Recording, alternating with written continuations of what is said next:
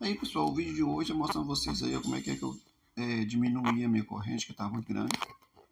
Aí gente, eu lixei aí nesses encontros aí, nesses elos aí da corrente aí, ó, e tirei o tamanho que não me servia. E depois que eu lixei, aí eu só emendei ela com um elo só, entendeu? E ficou do tamanho que eu precisava. E, gente, tem gente que não sabe mexer com isso, gente, é muito fácil, mas quem não sabe mexer acaba pagando caro para estar fazendo. Aí basta um pouco de ser um pouco curioso aí, tá? E é super fácil, beleza?